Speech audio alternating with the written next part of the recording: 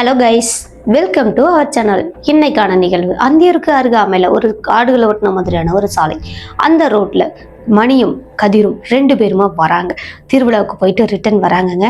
வர வழியில அவங்களுக்கு நடந்த ரொம்ப பயங்கரமான நிகழ்வு பற்றி தான் இன்னைக்கான வீடியோல 25 நிமிஷத்துல பார்க்க போறோம். இந்த 25 நிமிஷமும் நீங்க பயத்துல உரைய போறீங்கன்னு கூட சொல்லலாம். பயங்கரமாக இருக்க போது வீடியோவை எந்த இடத்துலையுமே ஸ்கிப் பண்ணாமல் பாருங்கள். வீடியோ பிடிச்சிருந்துச்சுன்னா லைக் பண்ணுங்கள், ஷேர் பண்ணுங்கள், மறக்காமல் கமெண்ட் பண்ணுங்கள். வாங்க வீடியோக்குள்ளே போகலாம்.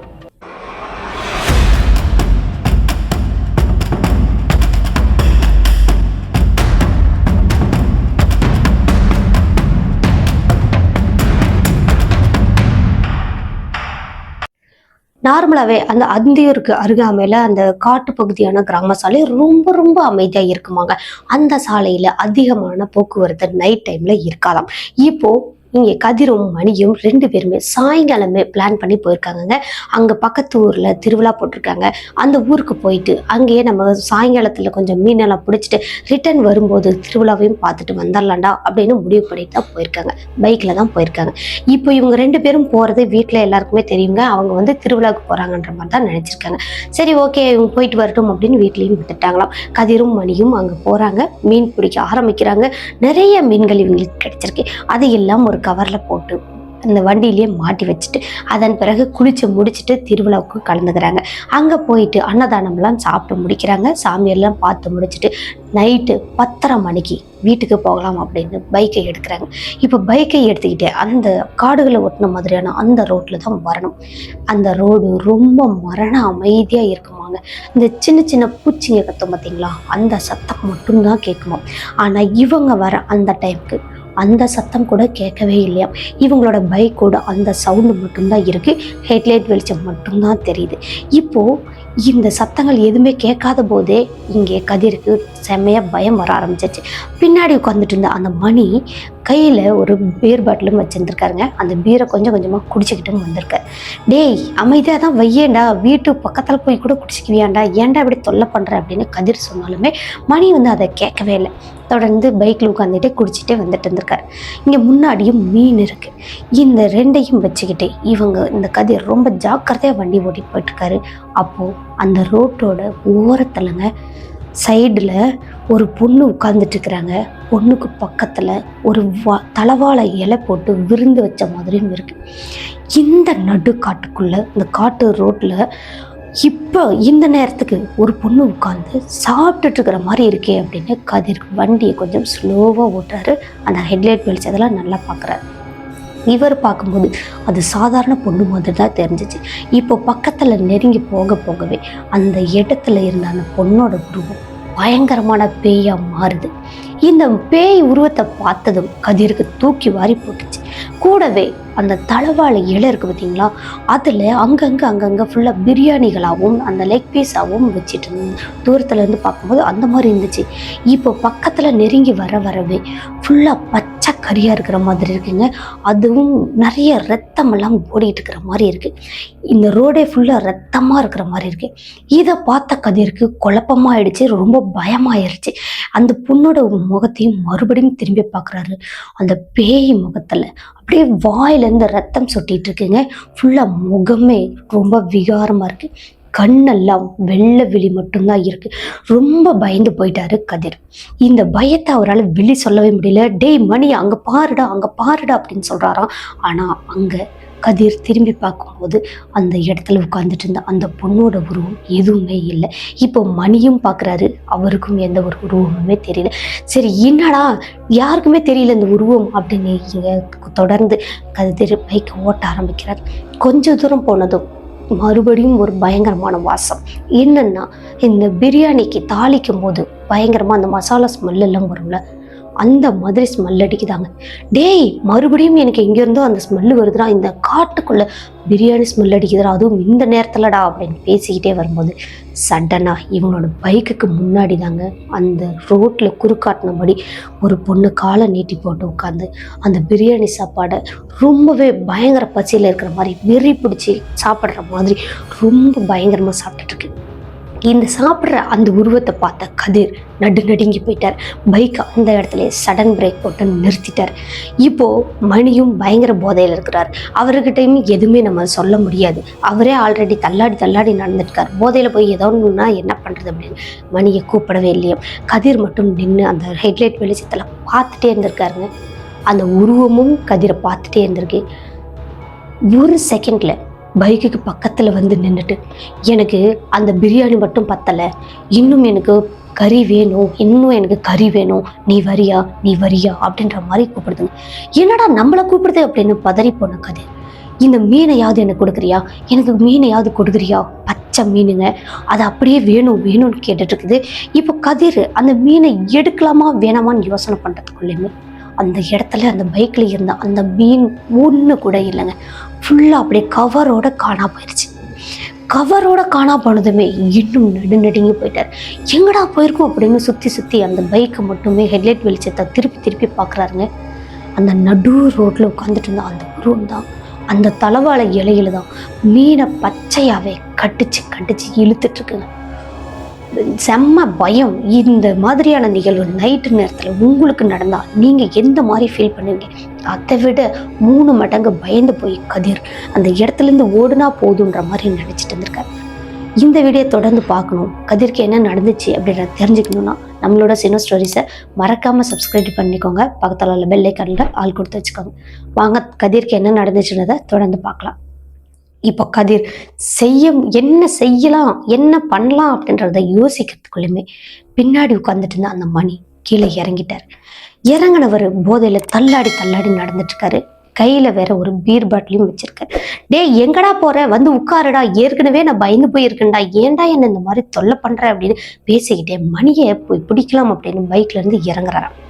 மணி அந்த பைக்கை தாண்டி ஒரு 2-3 ஸ்டெப்பு வச்சதுமே சில மாதிரி ஸ்டன்னாகி நின்றுட்டாராங்க. டே என்னடா ஆச்சு அப்படின்னு பைக்கை நிறுத்திக்கிட்டு மணியை வந்து கூப்பிடுறாராங்க. மணி திரும்பவும் இல்லை, ஆடவும் இல்லை, அசைவும் இல்லை. என்னடா ஆச்சு, என்னடான்னு உலுக்கி கேட்குறாருங்க. மணி பொத்துன்னு அந்த இடத்துல மயக்கம் போட்டு விழுந்துட்டார். மயக்கம் போட்டு விழுந்ததும் இந்த கதிர் இன்னும் நடுங்கி போயிட்டாரு. ஆல்ரெடி பயத்தில் இருக்கிறாரு, இப்போ மயங்கி வேற விழுந்துட்டான். என்ன பண்ணுறது ஏது பண்ணுறது, இந்த நேரத்தில் நமக்கு ஹெல்ப்க்கு கூட யாருமே இல்லையேன்னு ரொம்ப பயந்து போயிட்டார். சரி அப்படின்னு பைக்கிட்ட வராரு. வந்தவர் அங்கே கவரில் வச்சுருந்த அந்த வாட்டர் பாட்டிலை எடுத்து கொண்டு போய் மணியோட முகத்தில் தெளிச்சிருக்காரு. தெளிச்சதுமே மணி கொஞ்சமாக கண்ணை திறந்தவர் கதிரை கட்டி பிடிச்சிட்டு அழுதுட்டு இருந்திருக்காரு. டேய் ஃபுல்லாக போதையெல்லாம் தெளிஞ்சிருச்சாட்டுங்க. டேய் என்னடா இந்த மாதிரி இங்கே உட்காந்துட்டுருக்கு, நீ எப்படிடா தைரியமாக இவ்வளோ நேரம் வரைக்கும் நின்றுட்டு இருந்த, நான் செஞ்ச தப்பு தாண்டா, வண்டி எடுறா அப்படின்னு இங்கே மணி வந்து அவசரப்படுத்துறாரு கதிரை. என்னதாண்டா ஆச்சு, என்னடா அப்படின்னு கேட்டுட்டு இருக்கும்போதே இந்த நபர்கள் 2 பேருமே திரும்பி பார்க்குறாங்க. பின்னாடி உட்காந்துட்டு யாரோ சிரிக்கிற மாதிரியான சத்தம் கேட்டு இந்த பயங்கரமான ஒரு அகோரமான சிரிப்பு சத்தத்தை கேட்டு 2 பேரும் பயத்தில் ஒரு சேர பார்க்குற அந்த இடம் அதே அந்த தலவாழை இலை போட்டு விருந்து வச்ச அந்த பேயோட உருவத்தை தான் பார்க்குறாங்க. இப்போது அது இன்னும் கொடூரமாக சிரிச்சிட்டு இருக்குங்க. ஃபுல்லாக அந்த மீனெல்லாம் சாப்பிட்டே முடிச்சிருச்சாட்டுக்குங்க. அங்கங்கே வெறும் அந்த பச்சை கறியெல்லாம் செதறி போன மாதிரி மட்டும்தான் இருக்குது. இதை பார்த்துட்டு டே எந்திரிடா, வண்டி எடுக்கலாம்டா, எந்திரிடா அப்படின்னு மணி கொஞ்சம் தைரியமாக, மணி தான் இப்போ பைக்கை ஓட்டுறதுக்கு தயாராக இருக்கார். கதிர் பின்னாடி உட்காந்துக்கோ, நான் பைக்கை ஓட்டுறேன், என்ன ஆனாலும் பரவாயில்ல, நம்ம வீடு போய் சேர்ந்துடலாம் அப்படின்னு 2 பேரும் பேசிக்கிட்டே பைக்கிட்ட வராங்க. சடனாக அந்த பைக் ஆனில் இருந்தது ஆஃப் ஆகுது. ஃபுல்லாகவே ஆஃப் ஆகிடுச்சு. டேய் டார்ச் ஆன் பண்ணுறா அப்படின்னும் போதெல்லாம் பேக்கெட்டில் தேடுறாரு மணி அவரோட மொபைலை தேடிக்கிட்டே அந்த டார்ச்சையும் ஆன் பண்ணிட்டாங்க. இப்போது பைக்கையும் ஸ்டார்ட் பண்ணுறாங்க. ஸ்டார்ட்டே ஆகலை பைக்கு. சரி கொஞ்சம் தூரம் தள்ளி பார்க்கலாம் அப்படின்னு ஸ்டாண்டை எடுத்துகிட்டு ஒரு 2 ஸ்டெப்பு தள்ளிட்டு மறுபடியும் ஸ்டார்ட் பண்ணுறாங்க. வண்டி ஸ்டார்ட்டே ஆகலை. இதே மாதிரி தொடர்ந்து 10 முறை ட்ரை பண்ணுறாங்க. ஆனால் அந்த வண்டி ஸ்டார்ட்டே ஆகலை.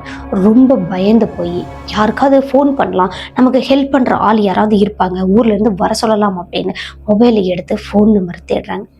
அன்னைக்கு இவங்களோட ஃபோன்லேயும் எந்த ஒரு ஃபோன் நம்பருமே இவங்களுக்கு தெரிஞ்ச நம்பராகவே இல்லையாங்க. எல்லாமே அந்த பேர் போட்டு இருந்தது எல்லாமே ஃபோன் நம்பருங்களாக மட்டும்தான் தெரிஞ்சிருக்கு. இவங்களுக்கு தான் அப்படி தெரிஞ்சிச்சா, சப்போஸ் அதே மாதிரி தான் அங்கே இருந்துச்சா அப்படின்றது அவங்களுக்கே புரியல, குழப்பமாயிட்டாங்க. இவங்க அந்த ஃபோன் நம்பரை தேடி பிடிச்சி ஏதோ ஒரு நம்பருக்கு ஃபோன் பண்ணுறா அப்படின்னு ஃபோன் பண்ணுறாங்கங்க. ஃபோனும் போகுது. ஆனால் யாருமே எடுக்கலை. அந்நேரத்துக்கு சிலர் தூங்கியிருப்பாங்க, அதனால கூட ஃபோன் எடுக்கலையா என்னன்னு தெரியல. யாருமே இவங்களுக்கு ஹெல்ப்புக்கே இல்லை. இந்த முறை மணி என்ன பண்ணுறாருன்னா தைரியத்தை வர வச்சுட்டு, டேய் இந்த டார்ச்சை மட்டும் நீ பிடுறா, எப்படியாவது இந்த வண்டி நான் ஸ்டார்ட் பண்ணுறேன் அப்படின்னு கீழே குனிஞ்சு வண்டியை ஸ்டார்ட் பண்ணலாம் அப்படின்னு கிக்கரை இப்படி இழுத்து விட்டுருக்காருங்க. அந்த இழுத்து விட்டுட்டு இப்படி நிமிரும் போதெல்லாம் அந்த இடத்துல பைக்குக்கு முன்னாடி அதே ஆன்மா வந்து நிற்குதுங்க. அதுவும் ஒரு பொண்ணோட ஆன்மா.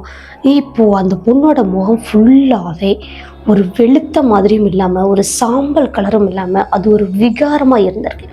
இந்த உருவத்தை தாண்டி நம்மளால் போகவே முடியலையேன்னு, அப்பா கடவுளே என்னை காப்பாற்று அப்படின்னு எதேதோ சாமி பேரெல்லாம் சொல்லி வேண்டாங்க. அப்போது வேண்டும் போதெல்லாம் அந்த பொண்ணோட ஆன்மா இவங்களை பார்த்து சிரிச்சுட்டே தான் இருந்திருக்கு. கொஞ்ச நேரத்தில் அந்த இடத்துல இருந்து மறைஞ்சிருச்சு. இப்போது அவங்க அந்த வண்டி வேகமாக ஸ்டார்ட் பண்ணி பார்க்குறாங்க. அந்த உருவம் மறைஞ்சு கிட்டத்தட்ட 1/4 மணி நேரம் கழித்து வண்டி ஸ்டார்ட் ஆகுது. ஸ்டார்ட் ஆனதுமே இவங்க வேலை என்ன பண்ணுறாங்கன்னா மொபைல் டார்ச் வச்சு சுற்றியும் பார்க்குறாங்கங்க. அங்கே எங்கனாலும் நிற்கிதா, ஏதாவது இருக்கா அப்படின்றது. அதே மாதிரி ஃப்ரண்ட்லேயும் பார்க்குறாங்க, அங்கேயும் எதுவுமே இல்லை. இப்போ இவங்களுக்கு இன்னொரு பயங்கரமான ஷாக்கு என்னென்னா, அங்கே உட்காந்துட்டு தலவாழை இலை போட்டு எல்லாம் சாப்பிட்டுட்டு இருந்துச்சுல்ல, ஃபுல்லாக கொதறி வச்ச மாதிரி அங்கங்கே பச்சை கறியெல்லாம் செதறிச்சுல்ல. இப்போ அந்த தலவாழை இலையும் இல்லை, அந்த கொதறியை வச்சுருந்த அந்த கறிகளும் எதுவுமே இல்லை. 2 பேரும் பயங்கரமாக ஷாக் ஆகிட்டாங்க. எதுவாக இருந்தாலும் பரவாயில்ல, நம்ம காலையில் வந்து பார்த்துக்கலாம்டா, வண்டி எடுறா அப்படின்னு கதிர் பின்னாடி ஏறி உட்காராங்க. மணியும் பைக்கு போட்டுறாரு. நேராக இவங்களோட ஊருக்கு போகிறதுக்கு இன்னும் 12 கிலோமீட்டர் இருக்குது அப்படின்ற நேம் போர்டை மட்டும் தாண்டி போகிறாங்க.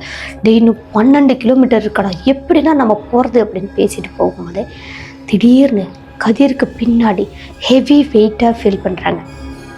இப்போ வெயிட்டாக ஃபீல் பண்ணதுமே இன்னொரு வாசனையும் அடிக்குது. என்னன்னு பார்த்தீங்கன்னா அதே பிரியாணி மசாலாவோட அதே வாசனை அடிக்குதுங்க. இப்போது அந்த வாசனை அடித்ததும் குப்புன்னு வேர்த்து போயிட்டாங்க 2 பேரும். நல்லாவே மிரண்டு போயிட்டாங்க. என்னடா மறுபடியும் அதே ஸ்மெல் அடிக்குதுடா, ஹெவி வெயிட்டாக வேற பின்னாடி ஃபீல் பண்ணுறான்டா அப்படின்னு மணி சொல்கிறாருங்க. கதிரும், எனக்கு பின்னாடி ஏதோ உட்காந்துருக்கிற மாதிரி இருக்குடா, நேராக வண்டி மட்டும் நிறுத்தாமல் ஓட்டுறா அப்படின்னு பின்னாடி கதிர் சொல்லிட்டு இருக்காரு. அப்போ யதார்த்தமாக கதிர் மட்டும் பின்னாடி திரும்புகிறாரு. என்னதான் இருக்குன்றதை பார்த்துடலாமே அப்படின்னு திரும்பி பார்க்கும்போது அந்த இடத்துல கருன்னு ஒரு உருவம் மட்டும் உட்காந்துட்டு இருக்குங்க. இப்போ அந்த உருவமானது கதிருக்கு மேலே இந்த ஷோல்டரில் கையையும் வைக்கிற மாதிரி இருந்திருக்குங்க. கையை வச்சதுமே அப்படியே உள்ளங்காலிலேருந்து உச்சந்தலை வரைக்கும் அவ்வளோ ஒரு பயத்தில் ஃபுல்லாக மூழ்கிட்டாராங்க. அடுத்தது இங்கே மணியை இறுக்கி கட்டி பிடிக்கிறாரு. என் தோல் மேலே கை வச்சுட்டுருக்குடா, சீக்கிரமாக போடான்னு இங்கே கதிரும் அவரை அவசரப்படுத்துறாரு. பின்னாடி உட்காந்துட்டு வந்த அந்த கதிருக்கு திடீர்னு ஒரு யோசனை. சாமி பேர் சாமி பாட்டெல்லாம் போட்டோம்னா கண்டிப்பாக இந்த ஆன்மான் விலகி போயிடும், அதுக்கப்புறம் நமக்கு எந்த ஒரு பிரச்சனையும் இருக்காது அப்படின்னு வேகமாக இவரோட மொபைலில் அந்த சாமி பாட்டுங்களெல்லாம் தேடுறாரு. சாமி பாட்டை தேடி எடுக்கிறதுக்குள்ளுமே அந்த உருவம் கதிரை கீழேயே தள்ளி விட்டுருச்சாங்க. நல்லா கொஞ்சம் ஓரளவுக்கு ஸ்பீடாக போயிட்டுருக்குற அந்த பைக்லேருந்து கீழே விழுந்த கதிர் அவரோட மொபைல் எங்கேயோ விழுந்துருச்சு. கதிரும் ஒரு 4 ரோலிங் போட்டாராங்க. ஃபுல்லாக உருண்டு அந்த ரோட்டில் கொஞ்சம் தூரம் உருண்டுட்டே போயிட்டார். அதுக்கப்புறமா கதிர் தடுமாறி எந்திரிச்சிருக்கிறாரு. எழுந்ததுமே பார்க்குறாருங்க, அந்த இடத்துல மணி ரொம்ப தூரத்தில் பைக்கு போய்கிட்டு இருக்கிற மாதிரி இருக்குது. நான் கீழே விழுந்துட்டேன்டா, மணி நில்லுடா அப்படின்னு கதிர் கத்துறாராங்க. ஆனால் மணி கொஞ்சம் கூட காதலே வாங்காத மாதிரி போய்கிட்டே தான் இருந்திருக்காரு. அப்படின்னு வேகமாக சத்தம் போட்டு கூப்பிட்டுருக்காருங்க. அப்போதான் மணி மெதுவாக வண்டியை ஸ்லோ பண்ணிவிட்டு திரும்பி பார்க்குறாரு. நான் இங்கே இருக்கிறேன்டான்னு கையை காட்டுறாருங்க. இருட்டில் சரியாக தெரியலையோ என்னமோ தெரியல, மணி அந்த இடத்துல நின்றுட்டே இருந்திருக்காரு. இப்போ கதிர் அவரோட மொபைலை வேற எங்கேயோ விட்டுட்டார் இல்லையா, அந்த மொபைலையும் தேடுறாருங்க. மொபைல் எங்கேயுமே கிடைக்கல. சரி காலையில் வந்து எதுவாக இருந்தாலும் பார்த்துக்கலாம், நம்மளோட மொபைல் இன்னொன்று கூட வாங்கிக்கலாம், ஒன்றும் பிரச்சனை இல்லை அப்படின்னு வேகமாக ஓடுறாங்க. மணி பக்கத்தில் போய் நிற்கிறாருங்க. அப்போது அந்த வண்டி மேலே கதிர் மாதிரியே ஒரு ஆள் உட்கார்ந்துட்டுருக்காரு. அது வேறு எதுவுமே இல்லைங்க, இவருங்க பார்த்தா அதே ஆன்மா தாங்க. உருவம் மட்டும் கதிர் மாதிரி இருக்குது. நான் இங்கே இருக்கிறேன்டா, வண்டியில் உட்காந்துட்டு இருக்கிறது நான் இல்லைடா, நான் இங்கே இருக்கிறேன்டா அப்படின்னு கதிர் கத்துறாராங்க. மணி கொஞ்சம் கூட காதலே வாங்கலையாங்க. திரும்பி பார்த்தவர் வேகமாக வண்டி எடுத்துகிட்டு போக ஆரம்பிச்சிருக்காரு. கொஞ்சம் தூரம் போனவர் வண்டியும் அந்த இடத்துலையே ஃபுல்லாக ஆஃப் ஆன மாதிரி ஆயிருக்குங்க. என்ன நடந்துச்சு ஏது நடந்துச்சுன்னு கதிருக்கும் தெரியல. இங்கேருந்து கதிர் வேகமாக ஓடி போயிட்டு அந்த வண்டி விழுந்து அந்த இடம் பக்கமாக போகிறாருங்க. அப்போதான் அங்கே மணியை பார்க்குறாருங்க. மணி கீழே விழுந்து கிடக்குறாரு. பைக் ஒரு பக்கம் தேய்ச்சிட்டு போய் கிடக்குது. இப்படி நடந்ததுமே கதிர் வேக வேகமாக ஓடி போயிட்டு மணியை தூக்குறாருங்க. டேய் என்னடா ஆச்சு, நான் அங்கேயே நில்றான்னு கையை காட்டிட்டு இருக்கிறேன், நீ என்னடா இந்த மாதிரி பண்ணுற, உனக்கு பின்னாடி உட்காந்துருந்தது நான் இல்லைடா அப்படின்னு கதிர் சொல்கிறாருங்க. டேய் உண்மையாகவே நீ தான் உட்காந்துட்டு இருக்கேன்னு நினச்சி தாண்டா நான் வந்தேன், அப்புறமா தான் திரும்பி பார்க்கும்போது அது ஒரு ஆன்மாடா, அதை பார்த்து தாண்டா பைக்கை நான் விட்டுட்டேன்டா அப்படின்ற மாதிரி மணின்னு சொல்லியிருக்கேன். இந்த வழியில் நம்ம வந்ததே தப்புடா, எதுக்கு இந்த நேரத்தில் நம்ம வந்தோன்றதே நான் இப்போ தாண்டா தப்பாக நினைக்கிறேன்டா அப்படின்னு 2 பேரும் ஒருத்தர் மாற்றி ஒருத்தர் புலம்பிக்கிட்டே அந்த பைக்கை நிமித்தி நிறுத்துறாங்க. தூக்கி நிறுத்தினதுக்கு அப்புறமா மணியும் இங்கே கதிரும் 2 பேருமே அவங்கவுங்களோட காயங்களை பார்க்குறாங்க. ஓரளவுக்கு பெரிய காயம்தான், நல்லாவே ரத்தம் போகிற அளவுக்கான காயம்தான். சரி இப்போ போகிற வழியிலே ஹாஸ்பிட்டல் இருக்கும், அந்த ஹாஸ்பிட்டலில் நம்ம போயிட்டு ஊசியெல்லாம் போட்டுட்டு மருந்தெல்லாம் வாங்கிட்டு அதுக்கப்புறமா நம்ம வீட்டுக்கு போகலாம்டா அப்படின்னு கதிர் சொல்லியிருக்காருங்க. ஆனால் மணி என்ன சொல்கிறாருன்னா, டேய் நம்ம ஃபஸ்ட்டு வீட்டுக்கே போயிடலாம்டா, நான் செத்தாலும் பரவாயில்ல நேராக வீட்டுக்கு தான் போவேன், நான் ஹாஸ்பிட்டலுக்கு வரலை அப்படின்றத தெளிவாக சொல்கிறார். டேய் இல்லைடான்னு எவ்வளோ சொன்னாலும் இல்லை நான் வீட்டுக்கு தான் போவேன் அப்படின்னு மணி தெளிவாக இருக்கார். அதன் பிறகு வண்டி எடுக்கிறாங்க. 2 பேரும் பைக்கை முறுகிட்டு போகிறாங்கங்க. ஓவர் ஸ்பீடாக போகிறாங்க. இந்த மாதிரி அந்த சாலையை கடந்தா போதும் அப்படின்னு ஓவர் ஸ்பீடில் போகிறாங்க. திடீர்னு அந்த ரோட்டில் எது மேலேயும் ஏற்றி இறக்கின மாதிரி ஃபீல் ஆயிருக்குங்க. மணி பயந்து போயிட்டாரு. அந்த இடத்துல எதுவுமே இல்லை, கல்லோ ஒரு பள்ளமோ எதுவுமே இல்லை. ஆனால் இப்போ திடீர்னு எது மேலே ஏற்றி இறங்கிட்டோமே, அது வேற ஏதோ சவுண்டு வேற வர மாதிரி இருந்திருக்குதே அப்படின்ட்டு பைக்கை ஸ்லோ பண்ணிட்டு திரும்பி பார்க்குறாங்க. அது வேற எதுவுமே இல்லை, அதே ஆன்மா தான் குறுக்க நடு ரோட்டில் படுத்துட்டு இருந்திருக்கு. இப்போ இவங்களை பார்த்ததும் டக்குன்னு எழுந்து நின்றுச்சாங்க. டேய் நில்லுங்கடா அப்படின்ற அந்த குரல் ரொம்ப பயங்கரமாக இருந்திருக்குங்க. இது வரைக்கும் அவங்க அந்த மாதிரி ஒரு அமானுஷமான குரலை கேட்டதே இல்லையா. டேய் நிற்காதடா, பைக்கை எங்கேயுமே நிறுத்தாதடா, நம்ம பின்னாடியே அது வந்துட்டு தாண்டா இருக்குது அப்படின்னு நேராக இவங்களோட வீட்டுக்கு போயிட்டாங்க. வீட்டுக்கு போனதுமே இவங்களோட அப்பா அம்மா கிட்ட சொன்னால் பயங்கரமாக திட்டுவாங்க அப்படின்னு சொல்லி இவங்க அந்த விஷயத்த மறைச்சிட்டாங்க. கதிர் அவரோட வீட்டில் கொண்டு போய் பைக்கை நிறுத்திட்டார். நேராக வீட்டுக்குள்ளே போகிறாருங்க. போயிட்டு கையை கால் ஃபுல்லாக கழுவுறாருங்க. அந்த புண்ணு மேலே தண்ணி பட்டதுமே அவ்வளோ ஒரு எரிச்சலாக இருந்துச்சா. அவ்வளவு எரிச்சலையும் தாங்கிக்கிட்டு எந்த ஒரு சத்தமுமே போடாமல் வீட்டுக்குள்ளே போயிட்டு படுத்துட்டாராம். அன்னைக்கு படுத்தவர் அந்த புண்ணு காரணமாகவோ என்னவோ தெரியலங்க, அவருக்கு தூக்கமே வரலை. பிறண்டு படுத்துட்டே இருந்திருக்காரு. இவர் போய் படுத்து ஒரு 2 மணி நேரம் இருக்குமாங்க. அதன் பிறகு தான் மறுபடியும் ஒரு சத்தம் கேட்குது. என்னன்னு பார்த்தீங்கன்னா, எனக்கு இன்னும் சாப்பாடு வேணும், எனக்கு இன்னும் சாப்பாடு வேணும் அப்படின்னு ஒரு அமானுஷமான குரல். இவங்க ஆல்ரெடி அங்கே ரோட்டில் கேட்டாங்க பார்த்தீங்களா, அதே குரல் தாங்க இப்போது கதிர்க்கு கேட்டிருக்கு. கதிர்க்கு கேட்டதும் தூக்கி வாரி போட்டுச்சு. ஆஹா இது வரைக்கும் வந்துருச்சாட்டுக்கு அப்படின்ட்டு பிச்சட்டை இழுத்து போத்தி படுத்துட்டாராங்க. படுத்தவர் அந்த சத்தம் நின்னாலுமே இவருக்கு தூக்கமே வரலை. அன்னைக்கு காலையில் எப்படா விடியும் பார்த்துட்டே இருந்திருக்காரு. ஒரு வழியாக விடிஞ்சாச்சு. நல்ல சூரிய வெளிச்சம் வந்ததுக்கு அப்புறமா தான் ஒரு 1 மணி நேரம் இங்கே கதிர் படுத்து தூங்கியிருக்கார். தூங்கி எழுந்தவர் கையெல்லாம் தூக்கவே முடியலையாங்க. கை காலெல்லாம் அவ்வளோ ஒரு வலியாக இருந்திருக்கு. இப்போது மெதுவாக எந்திரிக்கிறாரு. கையை தூக்க முடியாமல் தூக்கி நடக்க முடியாமல் நடந்து போய் ஹாலில் உட்கார்றாரு. உடனே இவர் அவங்களோட அப்பாவோட மொபைலை எடுத்து இங்கே மணிக்கு ஃபோன் பண்ணியிருக்காரு. ஃபோன் பண்ணிவிட்டு, டேய் நம்ம போகலாமாடா, அங்கே போயிட்டு அந்த ஃபோன் என்னாச்சுன்னு பார்த்துட்டு வரலாம்டா, என்னோடய ஃபோன் வேறு அங்கேயே விழுந்துருச்சு அப்படின்னு கேட்குறாங்க. அந்த ரோட்டுக்கா, நான் மறுபடியும் வரல சாமி, பகலில் போகணுன்னா கூட நான் இனிமேல் வரலப்பா அப்படின்னு மணி வரத்துக்கு மறுத்துருக்கேன். டேய் வாடா போயிட்டு வரலாம், என் மொபைல் போயிடுச்சுடா அப்படின்னா இங்கே கதிர் ரொம்ப கம்பல் பண்ணதுனால மறுபடியும் அன்னைக்கு பகல் டைம்லேயே இவங்க 2 பேரும் அங்கே போகிறாங்க. மணி எப்படி பார்த்தாலும் ஒரு 11 மணி இருக்குமாங்க. போயிட்டு அந்த ரோட்டில் ஆட்கள் நடமாட்டம் இருந்துகிட்டே இருக்கும்போதே இவங்க அவங்க ஃபஸ்ட்டு பார்த்தாங்க பார்த்தீங்களா, அந்த இடத்துல போய் பார்க்குறாங்க. அங்கே அந்த தலவாழை இலை போட்ட அந்த விருந்து மாதிரியான இருந்தது எதுவுமே இல்லை. நைட்டு எப்படி பார்த்தாங்களோ அதே மாதிரி நார்மல் ரோடாக இருக்குது. அந்த இலைங்களை எங்கே காணா போச்சுன்னே தெரியல. அடுத்தது 2வது சம்பவம் நடந்தது, 3வது சம்பவம் நடந்தது. இவரோட மொபைல் மிஸ் ஆனது. எல்லா இடத்துலையுமே பார்க்குறாங்க. மொபைல் மட்டும் ஒரு புதருக்குள்ளே கடந்திருக்கு. அந்த மொபைலை எடுத்துக்கிட்டே இவங்க திரும்புகிறாங்கங்க.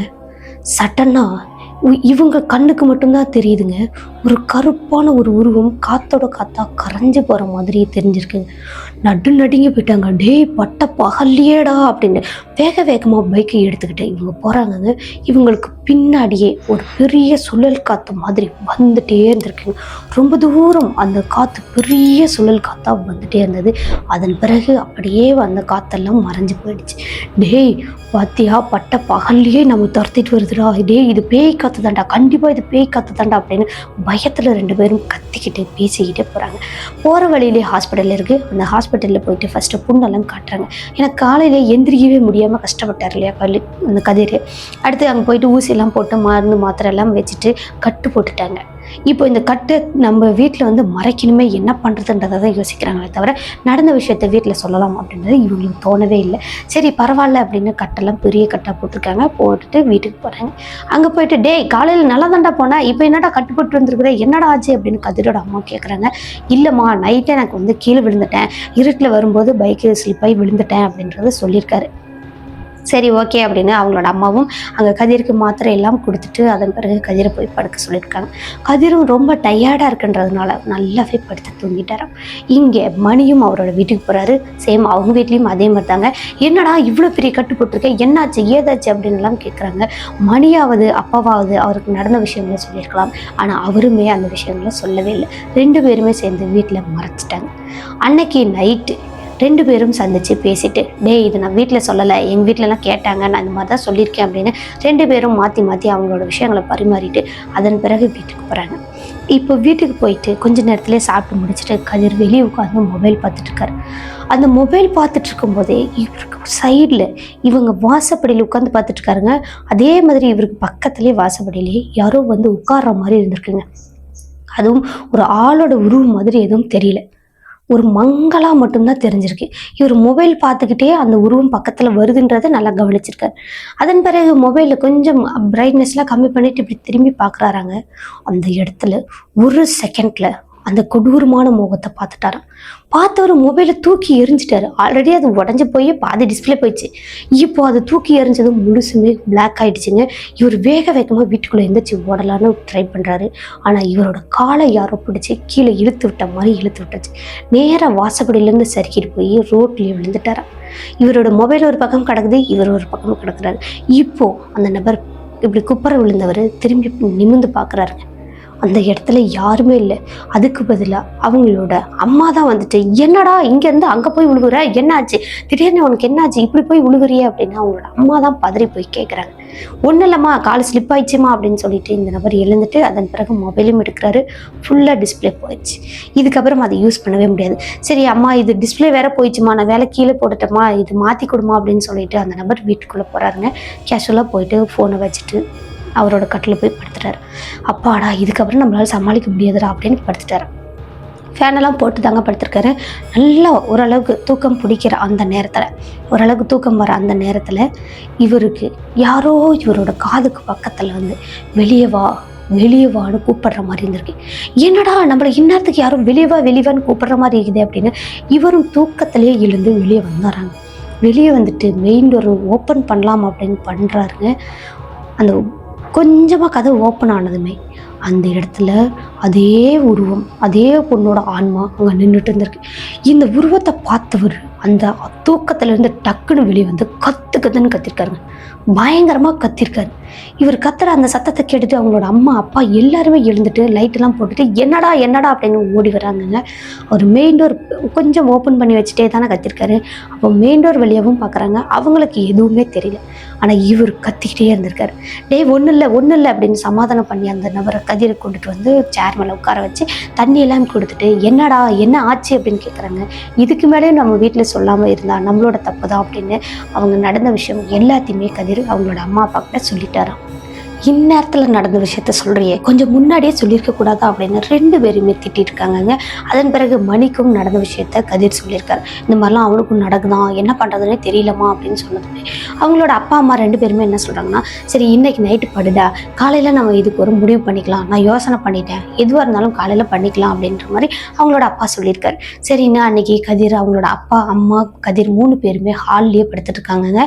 காலையில் விடிஞ்சதுமே வேலையாக மணியோட வீட்டுக்கு போகிறாரு கதிர். அங்கே போயிட்டு டேய் மணி என்னடா ஆச்சு அப்படின்னு கதவை தட்டி கூப்பிட்டுருக்காருங்க. மணிக்கு பயங்கரமான காய்ச்சலாக இருந்திருக்குங்க. அவரால் கொஞ்சம் கூட எந்திரிக்கவே முடியாத அளவுக்கு பயங்கர காய்ச்சலாக இருக்குது. என்னன்னு தெரியலப்பா, இவனுக்கு நைட்ல இருந்து பயங்கர ஜுரமா இருக்கு, வந்து ஹாஸ்பிட்டல் கூட்டிட்டு போப்பா அப்படின்னு அவங்களோட அம்மாவும் உள்ள கூப்பிடுறாங்க. கதிரும் போயிட்டு பார்க்குறாருங்க. முகம் இல்லாமல் அப்படியே வீங்கி போன மாதிரி, கை கால்லாம் வீங்கி போன மாதிரி இருக்கு. கதிர் என்ன நினைக்கிறாருன்னா, அடிபட்டிருக்கு இல்லையா, அதனால தான் வீங்கிருக்கும் அப்படின்ற மாதிரி நினச்சிட்டு ஹாஸ்பிட்டல் கூட்டிட்டு போறாங்க. போயிட்டு ஊசியெல்லாம் போட்டுட்டு ரிட்டர்ன் வீட்டுக்கு வர்றாங்க. இந்த முறை மணியையும் கதிரோட வீட்டுக்கே கூட்டிட்டு போயிருக்காரு. அங்கே கூட்டிட்டு போயிட்டு அம்மா கிட்ட சொல்லிட்டேன்டா, அந்த மாதிரிலாம் நடந்துச்சுடா நைட் எல்லாம் அப்படிங்கும்போது மணியும் ஷாக் ஆயிட்டாரான். எனக்கும் அந்த மாதிரி தான்டா நடந்துச்சு, நீ வந்து கூப்பிடுற மாதிரி கூப்பிட்டுச்சுடா, ஆனால் நான் வெளியே வந்து பார்க்கும்போது அது ஒரு பொண்ணோட உருவமாக இருந்துச்சு, அதை பார்த்து தான் நான் நல்லா பயந்து போயிட்டேன் அப்படின்றத சொல்லியிருக்காரு. சரி, இதுக்கு என்னதான் பண்ணலாம் அப்படின்னு அவங்களோட அப்பா கிட்டே கேட்குறாங்க. அவங்களோட அப்பா என்ன சொல்கிறாருன்னா, குளிச்சு முடிச்சுட்டு 2 பேருமே ரெடி ஆகுங்க. ஆனால் மணிக்கு தான் வந்து காய்ச்சலாக இருக்கேன், ஆனால் இருந்தாலும் பரவாயில்ல அப்படின்னு குளிச்சு முடிச்சுட்டு 2 பேருமே ரெடியாக சொல்கிறாங்க. அங்கே பக்கத்து ஊரில் இவங்க போனாங்க பார்த்தீங்களா திருவிழாக்கு, அந்த ஊர் திருவிழாக்கே போகலாம். அங்கே போயிட்டு சாமியெல்லாம் கும்பிட்டுட்டு வேண்டுதல் வச்சுட்டு வந்தோம்னா நமக்கு அந்த அமானுஷம் மறுபடியும் நடக்காது, எதுவாக இருந்தாலும் கடவுள் பார்த்துக்குவாரு அப்படின்னு அவங்களோட அப்பா சொல்லியிருக்காரு. சரின்னு வேகமாக கதிரும் மணியும் 2 பேருமே குளிச்சு கிளம்புறாங்க.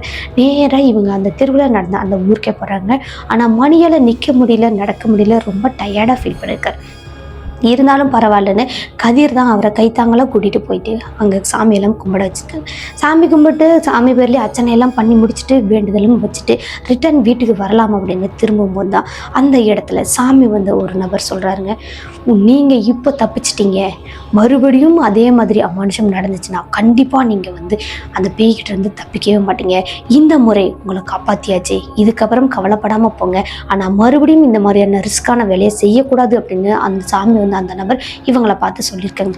ஆனால் இவங்களால நம்பவே முடியல. நம்ம யார்ட்டுமே அந்த விஷயத்த சொல்லலை இல்லையா, ஆனால் அவர் மட்டும் எப்படி அப்படி சொன்னார் அப்படின்றத நம்பவே முடியல. சரிங்க, இனிமேல் அந்த மாதிரி நாங்கள் பண்ண மாட்டோம், நாங்கள் அன்டைமில் இனிமேல் வரமாட்டோம் அப்படின்றத சொல்லிட்டு இவங்க 2 பேரும் அவங்களோட ஃபேமிலியோட அவங்களோட வீட்டுக்கு வராங்க. வீட்டுக்கு வந்தது பிறகு தான் இங்கே மணிக்கும் கொஞ்சம் காய்ச்சல் குறைய ஆரம்பிச்சிருக்குங்க. பரவாயில்லையா இருக்கிறாரு, அந்த முகம் வீக்கம், கை கால் வீக்கம் எல்லாம் சரியாயிடுச்சு. இங்கே கதிருக்கும் தொடர்ந்து அந்த அமானுஷம் நடக்கிறது, அந்த பொண்ணோட உருவம் தெரியறது, அது கூப்பிடுறது, இந்த மாதிரியான விஷயங்கள் எதுவுமே இல்லாமல் இருந்திருக்கு. 1 வருஷம் எந்த ஒரு பிரச்சனையுமே இல்லை அப்படின்னு தெரிஞ்சதுக்கு அப்புறமா தான் அடுத்த வருஷம் அதே மாதிரி திருவிழா நடக்கும்போது கொஞ்சம் முன்னவே சாயங்காலமே போயிட்டு ஃபேமிலியோடு போயிட்டு அந்த வேண்டுதல்லாம் வச்சுருந்தாங்களே அதெல்லாம் நிறைவேற்றி பண்ணிட்டு திரும்ப வீட்டுக்கு வந்திருக்காங்க. அன்னையிலேருந்து இவங்களுக்கு எந்த ஒரு பிரச்சனையுமே இல்லாமல் இருந்திருக்கு. ஆனால் இவங்க வீட்டில் சொல்லாமல் அன்டைமில் போயிட்டு மீன் பிடிச்சிட்டு இந்த பயங்கரமாக குடிச்சிட்டு ரிட்டர்ன் வர போய் தான் இவ்வளவும் அவங்களுக்கு நடந்திருக்கு அப்படின்றத அவங்க தப்பு அப்படின்றத உணர்ந்துட்டாங்க. அதன் பிறகு அந்த மாதிரியான தப்புகள் எதுவுமே செய்யாமல் இவங்களோட வாழ்க்கையை இப்போ ஹாப்பியாக வாழ்ந்துட்டு இருக்காங்க. இந்த ஒரு நிகழ்வு எங்களுக்கு நடந்துச்சு அப்படின்னு கதிர் அப்படின்றவங்க தான் நமக்கு சென்ட் பண்ணி வச்சுட்டார். இந்த நிகழ்வு சொன்ன கதிருக்கு ரொம்ப ரொம்ப நன்றி சொல்லலாம். கதிருக்கும் அவரோட ஃப்ரெண்டுக்கும் நடந்த இந்த நிகழ்வு எப்படி இருந்துச்சுன்னு மறக்காம கமெண்ட் பாக்ஸில் கமெண்ட் பண்ணுங்க. வீடியோ பிடிச்சிருந்தா லைக் பண்ணுங்க, ஷேர் பண்ணுங்க. மறக்காம நம்மளோட வீடியோக்கு கீழே ஹைப் அப்படின்ற ஆப்ஷன் இருக்கும், அதையும் கிளிக் பண்ணி விட்டுருங்க. இந்த வீடியோ இன்னுமே நிறைய பேருக்கு யூடியூப்ல ரெக்கமெண்ட்ல காட்டுறதுக்கான வாய்ப்புகள் உண்டு. ஓகே கைஸ், மறக்காம நம்மளோட சினோ ஸ்டோரிஸ் சப்ஸ்கிரைப் பண்ணிக்கோங்க. பக்கத்துல பெல் ஐகான்ல ஆல் கொடுத்து வச்சுக்கோங்க. அப்போதான் இது மாதிரியான ரியல் லைஃப் கோஸ்ட் இன்சிடென்ட்லாம் கேட்டு என்ஜாய் பண்ண முடியும். ஓகே கைஸ், இது மாதிரியான ரியல் ஹாரர் இன்சிடென்ட் உங்களோட வாழ்க்கையிலும் அல்லது உங்கள் ஃப்ரெண்ட்ஸ் அண்ட் ரிலேட்டிவில் யாருக்காவது நடந்திருக்கா, அது நம்மளோட சேனலில் வீடியோவாக பார்க்கணும்னு நீங்கள் ஆசைப்படுறீங்களா, என்னோட வாட்ஸ்அப் நம்பருக்கு நீங்கள் வாய்ஸ் நோட்டாக சென்ட் பண்ணிக்கலாம். கண்டிப்பாக அந்த நீங்கள் நம்மளோட சேனலில் வீடியோவாக பார்க்க முடியும். ஓகே கைஸ், மீண்டும் ஒரு திகிலான ஹாரரான ரியல் லைஃப் கோஸ்ட் இன்சிடென்ட்டோட அடுத்த எபிசோடில் சந்திக்கிற வரைக்கும் உங்களிடமிருந்து விடைபெறுகிறேன். உங்கள் சினோ ஸ்டோரிஸில் நான் உமா. டாடா பாய்.